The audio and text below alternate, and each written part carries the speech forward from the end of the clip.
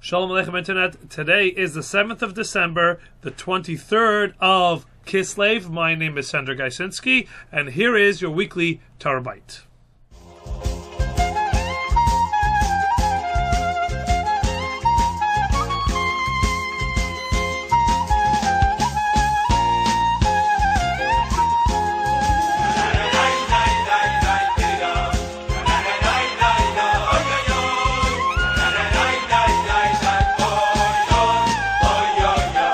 So I apologize for the change of background and atmosphere.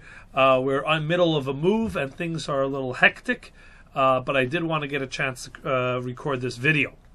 This week's Torah portion is Parshat Vayeshev, and in Parshat Vayeshev we actually move now one generation further and start focusing not on Yaakov, the third of our forefathers, but actually primarily his son Yosef and the trials and travails that he endures after being sold by his brothers, who became very frustrated with him and the preferential treatment that Yaakov was according him, especially when he went and he told them about two dreams that he had, in which both cases his brothers, or those elements that represented his brothers in the dream, bowed down to him.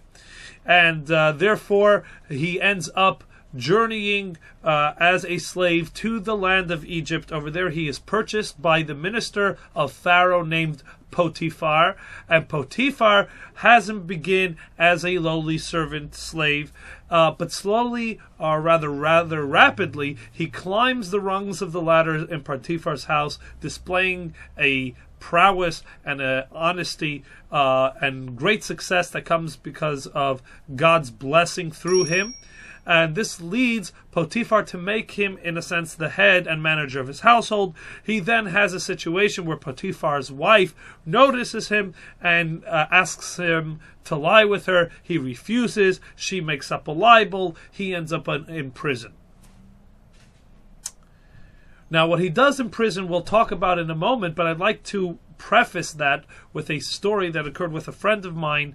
When we were both yeshiva students, I went off to be a staff member in a camp, and he went to join what we like to refer to as the Jewish Peace Corps, which is a Chabad students dedicating their summer months to visiting communities out there across the globe that don't have an established Jewish community, and they bring, in a certain sense, a Jewish infrastructure into that area.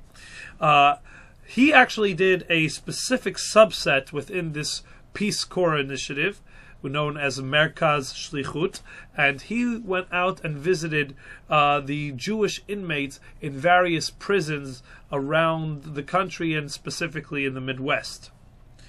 He ended up at a certain Supermax prison, somewhere deep in Montana, if I'm not mistaken. And he was told by the organization that arranges this that there is one Jewish inmate who actually is on death row. So my friend coordinates with the warden of this prison to get a chance to sit and meet with this Jewish inmate who is sitting on death row. Arriving at the meeting, my friend's not really sure who's going to come through the door over here, what type of person commits these kind of crimes to end up on death row, and what emotions he'll be dealing with as he's facing his impending execution.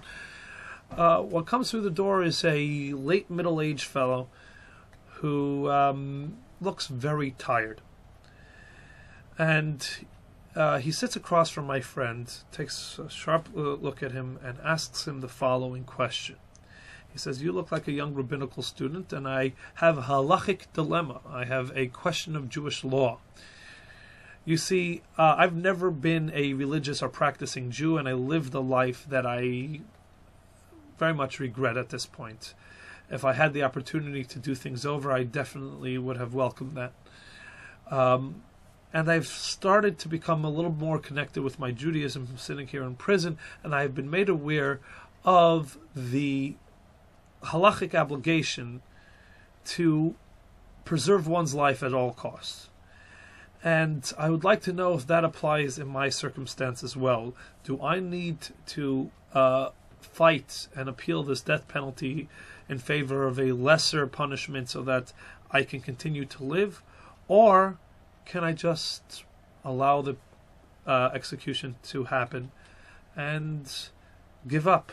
Because I'm tired of life. I don't believe there's much left for me in it. And I welcome, in a certain sense, the opportunity to just end this.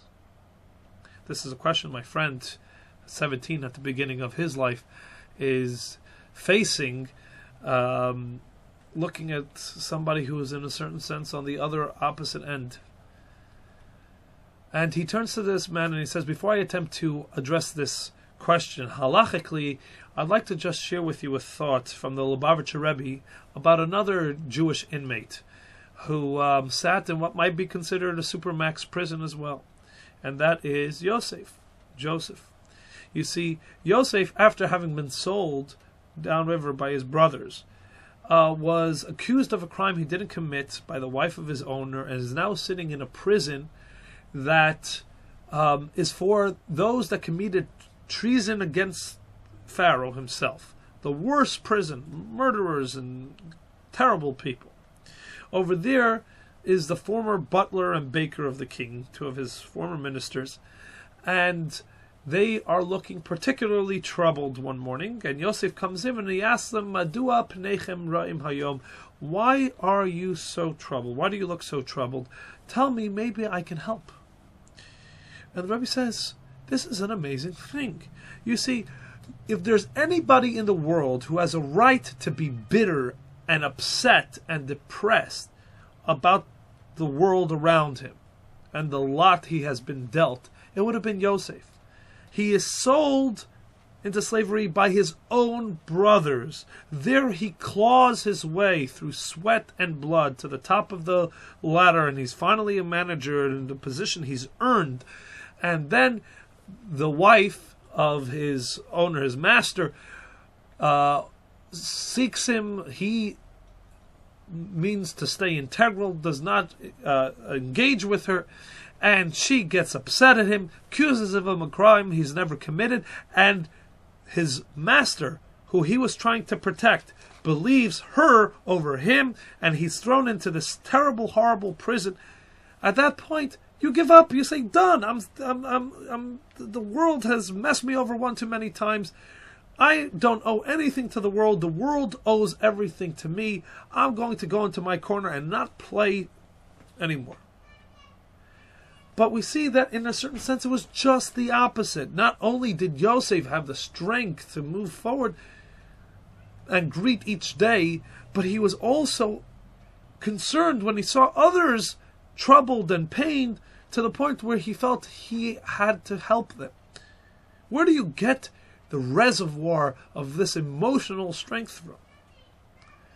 And the Rebbe answered, because if we look a few verses earlier, it says that Yosef went with the name of God constantly on his lips.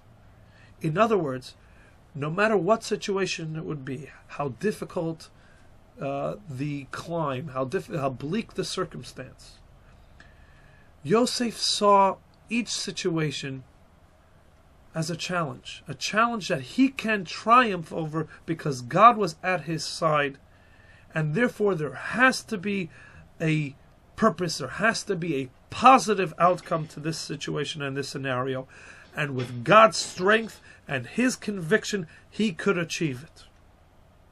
And so no situation ever broke Yosef, to the point where he not only had the strength to carry himself forward, but if he saw others suffering and in pain, he was able to reach out to them and help them as well. And my friend turns to this inmate and he says, go out and be like a Yosef. See the bleak circumstance you're in as a challenge, and go be the best that you can be.